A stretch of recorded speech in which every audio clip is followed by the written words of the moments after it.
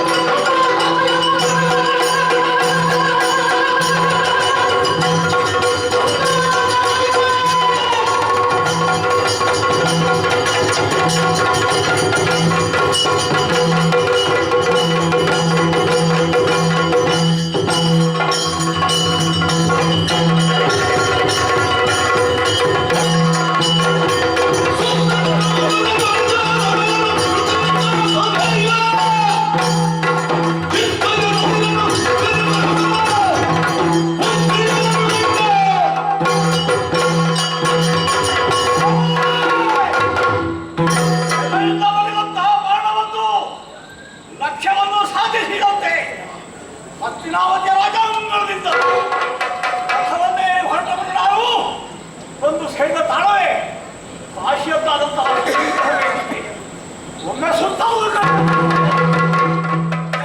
ಧರಣಿಕರು ಎಲ್ಲ ಪರಿಚಿತವಾದಂತಹ ಮುಖವೇ ಹಬ್ಬ ಹರಿದಿನಗಳಲ್ಲಿ ಪರ್ವಕಾಲಗಳಲ್ಲಿ ಕಪ್ಪ ಕಾಣಿಕೆಗಳನ್ನು ತಂದು ಹಸ್ತಿನಾವತಿಯ ಸಿಂಹಾಸನಕ್ಕೆ ಒಪ್ಪಿಸಿ ಚಕ್ರವರ್ತಿಗೆ ಮಣಿದು ಹೋಗುವವರೆಲ್ಲ ನಮ್ಮ ಸಾಮರ್ಥ್ಯವಾದ ಇವರ ಮುಖ ನೋಡುವುದೇ ಹಾಗೆಂದು ತಿರುಗಿ ನೋಡಿದೆ.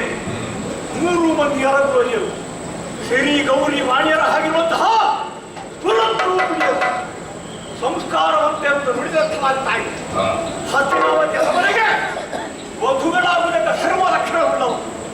ಒಳ್ಳೆಯದು. ಇಂತಹ ಹೆಣ್ಣು ಮಕ್ಕಳನ್ನು ಈ ಕಾಲಕ್ಕೆ ಪ್ರಶಸ್ತಿ ತೋಟಗಳನ್ನು ಇರಿಸಿ ಸ್ಪರ್ಧೆ ಏರ್ಪಡಿಸಿದ್ರಲ್ಲ ಪ್ರತಾಪಸೇನ. ಎಲ್ಲಿ ಅಡಗಲ ಎಲ್ಲಿ ಬಾಯ ಹೋದ ಅಂತ ಗೊತ್ತಿಲ್ಲ. ಯಾಕೆ ಉದ್ದೇಶೀಯರು ಧೂರ್ತ ರಾಜಕಾರಣ ಹಸ್ತಿನಾವತಿಗೆ ಓಲೆಯನ್ನು ನೀಡದೆ ಆಮಂತ್ರಣ ಕೊಡದೆ ಈ ತರಂಗರನ್ನೆಲ್ಲ ಕರೆಸಿ ಅವರೊಳಗೆ ಕಾಳಗವನ್ನು ಏರ್ಪಡಿಸಿ ಎದ್ದು ಬಂದಂತಹ ಒಬ್ಬ ವ್ಯಕ್ತಿಯನ್ನು ಒಬ್ಬ ವಿಕ್ರಮಿಯನ್ನು ಅಧಿರಾಜ ಮನೆತನದಂತಹ ಹಸ್ತಿನಾವತಿಗೆ ಎತ್ತಿ ಕಟ್ಟುವಂತಹ ಯೋಚನೆ ಧೂರ್ತ ರಾಜಕಾರಣವಲ್ಲವೇ? ಇಂಥ ಧೂರ್ತತೆಯ ವ್ಯವಹಾರವನ್ನು ಕೈಗೊಂಡವರಿಗೆ ನಾವು ಅದೇ ರೀತಿ ಉತ್ತರವನ್ನು ಕೊಡಬೇಕು. ಅದಕ್ಕಾಗಿ ಮಾಡಬೇಕಾದ ಕನ್ಯಾಪಹರಣ. ಅದಕ್ಕಿಂತ ಮೊದಲಾಗಿ ಈ ಹೆಣ್ಣು ಮಕ್ಕಳಲ್ಲಿ ಮಾತಾಡಬೇಕಾಗಿದೆ. ಧರಣಿ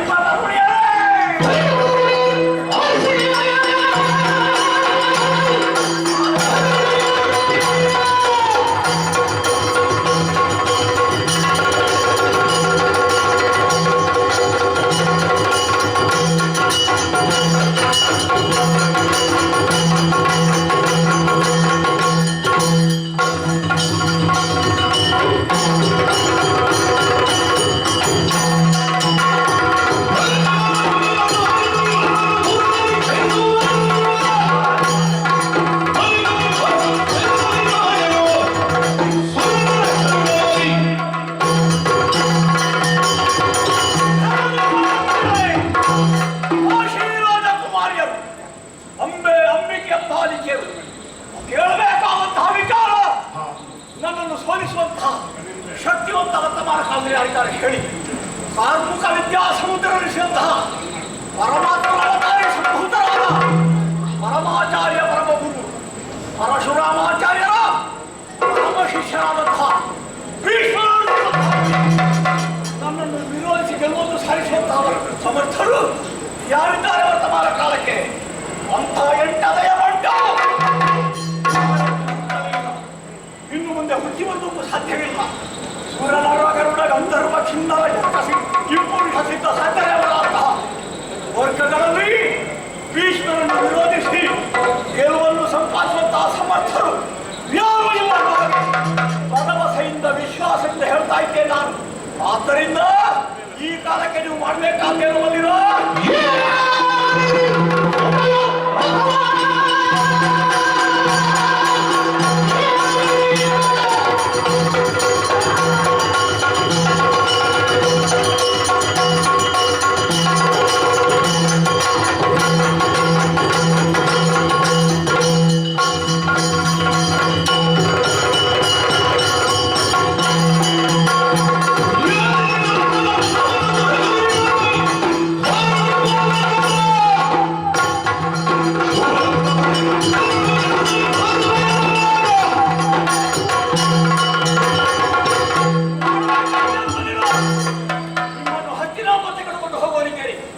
ಅವಕಾಶ ಮಾಡಬೇಡಿ. ಮಣಿಮಯವಾದ ತರಣ ಬರುವಂತಹ ಆ ರಥವನ್ನು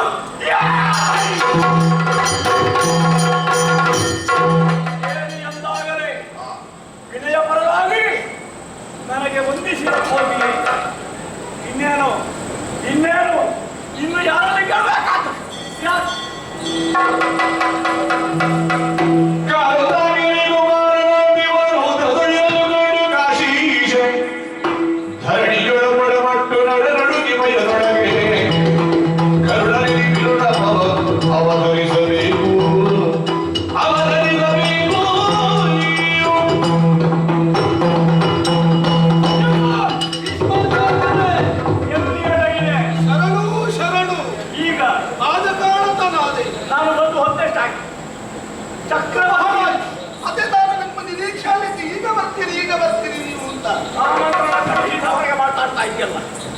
ಏನು ನಡೀತಾ ಇದೆ? ಕಳುಹಿದ್ದೇನೆ ಆಮಂತ್ರಣ. ಯಾರಲ್ಲಿ? ದೂತನಲ್ಲಿಯೇ ಕೊಟ್ಟು ಕಳುಹಿದ್ದೇನೆ. ಕಾರ್ಯಕ್ರಮ ಮುಗಿದ ಮೇಲೆ ಬರುವ ದೂತ ಯಾಕೆ ಬರಲಿಲ್ಲವೇ? ಸಮಯಕ್ಕೆ ಸರಿಯಾಗಿ ಆಮಂತ್ರಣ ಮೊದಲು ಬರಬೇಕು. ಕಾರ್ಯಕ್ರಮ ಮುಗಿದ ಮೇಲೆ ಆಮಂತ್ರಣ ಬಂದು ಏನೋ ಪ್ರಯೋಜನ? ನಿಮ್ಮಂತಹ ಚಕ್ರವರ್ತಿ ವಂಶಕ್ಕೂ ಹೀಗಾಯ್ತಲ್ಲ ಎನ್ನುವಂತಹ ಪಶ್ಚಾತ್ತಾಪ ಮನೋಭಾವನೆಯಲ್ಲಿ ನಾನಿದ್ದೇನೆ. ಎಲ್ಲ ಕಾರ್ಯವೈಖರಿ ಸರಿ ಇಲ್ಲ, ಹಾಗಾಗಿ ಹಾಗಾದದ್ದು. ಕ್ಷಮಿಸಬೇಕು. ಎಲ್ಲಿ ಅಡಗಿದೆ ಇಷ್ಟು ಹೊತ್ತು? ನಿಮಗೆ ಸ್ವಾಗತ. ನಾನು ಇಲ್ಲೇ ಸರ್ಕಾರ. ನಾನು ಬಂದದ್ದು ಚಕ್ರವರ್ತಿಯ ಪ್ರತಿನಿಧಿಯಾಗಿ. ಹಸ್ತಿನಾವತಿಯಿಂದ ಬಂದವರಿಗೆ ಏನು ಗೌರವ ಹತ್ರ ಬರುವುದಕ್ಕೂ ಭಯವಾಯಿತು, ನಡುಕ ಉಂಟಾಗಿದೆ ದೇಹದಲ್ಲಿ. ಕೊಂಡು ಹೋಗುತ್ತೇನೆ. ಈ ಹೆಣ್ಣು ಮಕ್ಕಳನ್ನು ಕೊಂಡು ಹೋಗ್ತೇನೆ ನಮ್ಮ ನಾಡಿಗೆ. ಆಕ್ಷೇಪವಿದೆ ಇನ್ನೊಂದು. ನೀ ಮಾಡಿದ ಮೇಲೆ ಅಲ್ಲ ಸಲ್ಲ ಅಂತ ನಾ ಆಡಲಾರೆ. ಶ್ರೀಮುಖದಿಂದ ಬಂದಪ್ಪನೇ ಶಿರೋಧಾರಿ, ನಿಮಗೆ ಬೇಕಾದ ಹಾಗೆ ಮಾಡಿಕೊಳ್ಳಿ. ಹಾಗಾದ್ರೆ ನಿನ್ನ ಒಪ್ಪಿಗೆ ಉಂಟಾಯ್ತಲ್ಲ, ಒಂದು ಸೇರಿದ್ದಾರಲ್ಲ ರಾಜಾಧಿರಾಜ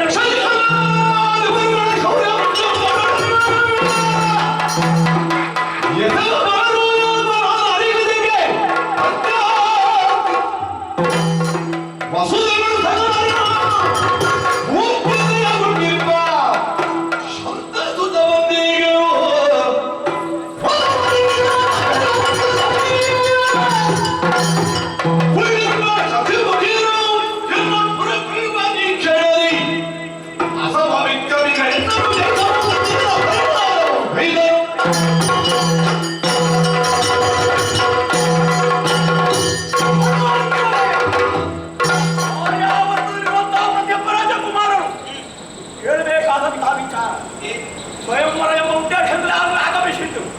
ನಿಮ್ಮಲ್ಲಿ ಹೇಳ್ತಾ ಇದ್ದೇನೆ ನಾನು.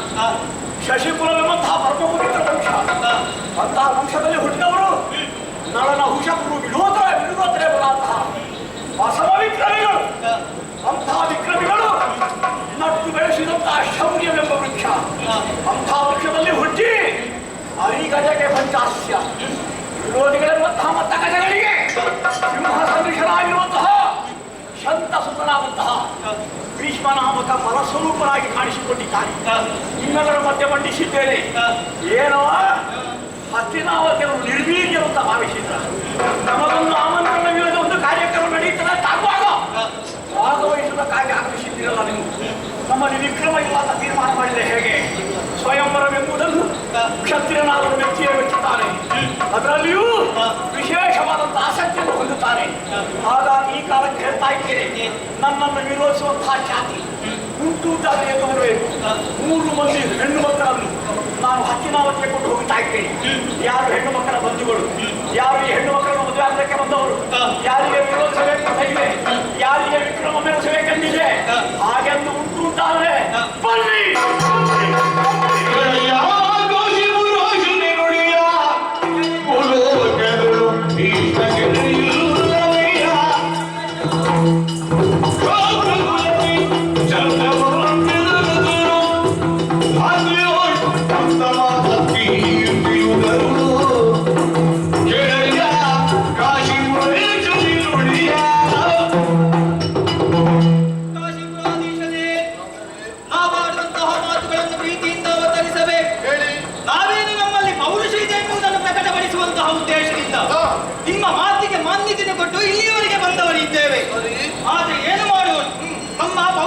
ಸಾಕಾಗಲಿಲ್ಲ.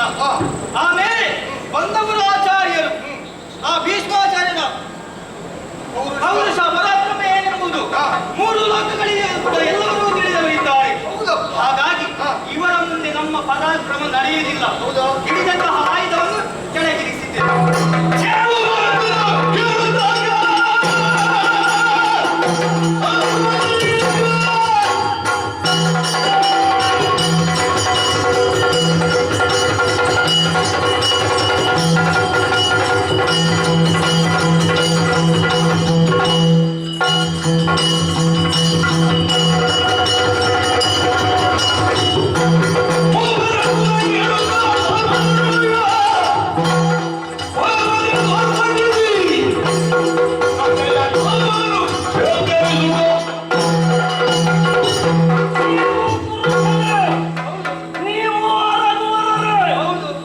ನಿಮ್ಮ ಮುಖಾರವಿಂದವನ್ನು ಈಕ್ಷಿಸುವುದಕ್ಕೆ ನನಗೆ ನಾಚಿಕೆಯಾಗುತ್ತಾ ಇದೆ, ಅಸಹ್ಯವಾಗುತ್ತಾ ಇದೆ. ಯುದ್ಧದಲ್ಲಿ ಸೋತು ಕ್ಷಮಾಯಾಚನೆಯನ್ನು ಮಾಡುವುದಾದರೆ ಅದು ವಿಶೇಷವಲ್ಲ. ಯುದ್ಧ ಮಾಡದೆ ಸೋಲದೆ ಕ್ಷಮೆಯನ್ನು ಕೇಳುತ್ತಾ ಇದ್ದೀರಿ. ನಿಮ್ಮ ಜನ್ಮಕ್ಕೆ ಧಿಕ್ಕಾರವಿರಲಿ. ನಪುಂಸಕರು ನೀವು. ಛೇ, ಪರಾಕ್ರಮವಲ್ಲ.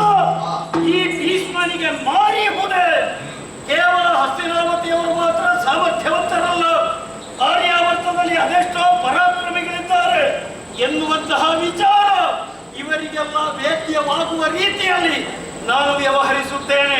ಸುರನರೋರಗರು ಮೆಚ್ಚುವಂದರಲ್ಲಿ ಭೀಷ್ಮರ ತಲೆಯನ್ನು ಕಡಿದು ಹೆಣ್ಣು ಮಕ್ಕಳನ್ನು ಕರೆದುಕೊಂಡು ಹೋಗ್ತೇನೆ. ಭೀಷ್ಮ, ನಿನ್ನ ವ್ಯವಹಾರಕ್ಕೆ ಬಂದ ಧಿಕ್ಕಾರ.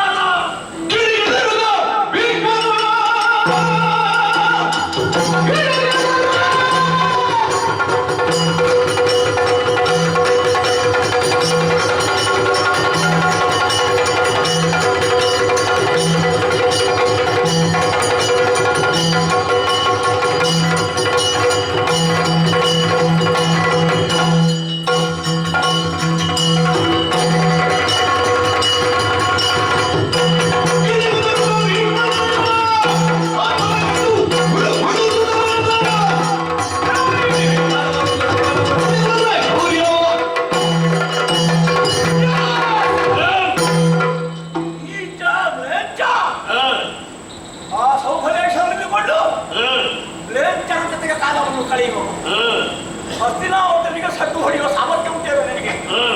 ಸಮಗ್ರ ಭರತ ಭೂಮಿಯ ಪ್ರಜೆಗಳಂತಾದಂತಹ ಯೋಗಕ್ಷೇಮಕ್ಕೆ ನಿತ್ಯ ಯೋಜನೆಯನ್ನು ಕೈಗೊಳ್ಳುವಂತಹ ಧರ್ಮ ಸಿಂಹಾಸನ ಹಸ್ತಿನಾವತಿ. ಅಂತಹ ಹಸ್ತಿನಾವತಿಯಂತಾದಂತಹ ರಾಜಸಭೆಯ ಪ್ರತಿನಿಧಿಯಾಗಿ ಆಗಮಿಸಿದವರಿಗೆ ಸಕಲ ಕಾರಣಗಳು ಆಯುಧವನ್ನು ಕೆಳಗಿರಿಸಿ ಶರಣಾಗತಿ ಸೂಚಿಸುತ್ತಿರುವ ಕಾಲಕ್ಕೆ ನೀನೊಬ್ಬ ಎದ್ದು ಬಂದಿಲ್ಲ ಕ್ರಿಮಿ. ಹೊಸದು ಹಾಕುವುದಕ್ಕೆ ಮೊದಲು ಹೊರಟು ಹೋದ್ರೆ ಹಸ್ತಿನಾವತಿಯವರು ಎಷ್ಟು ಪರಿಶುದ್ಧ ಎನ್ನುವುದು ನನಗೂ ಗೊತ್ತಾಗುತ್ತದೆ.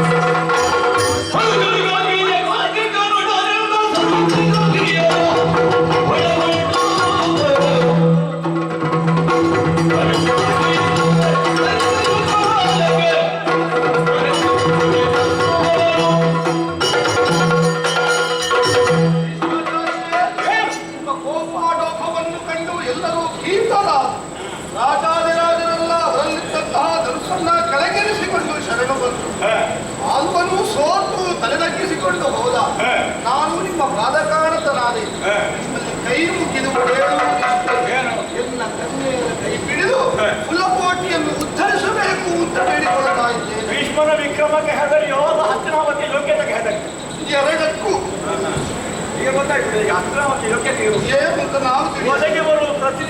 ಇದ್ದಾರೆ ಅಂತ ಅರ್ಥ ಆಯ್ತಲ್ಲ ನಿಮಗೆ. ಆದರೆ ಒಂದು ಕೊಂಡು ಹೋಗಿದ್ದಾನೆ ಇವಳನ್ನು. ಕೊಂಡು ಹೋಗಿ ಯೋಗ್ಯ ಮುಹೂರ್ತ ಬಂದಿರಿಸಿ ವಿವಾಹದ ಕಾಲಕ್ಕೆ ಹೇಳಿ ಕಳಿಸ್ತೇನೆ. ಎಲ್ಲವೂ ಒದಗಿ ಒಂದು ಮಂಗಳಮಯವಾದಂತಹ ಕಾರ್ಯಕ್ರಮವನ್ನು ಚಂದ ಕಾಣಿಸಿಕೊಳ್ಬೇಕು ಅಂತ ನನ್ನ ಪ್ರಾರ್ಥನೆ. ಅದೀತಲ್ಲ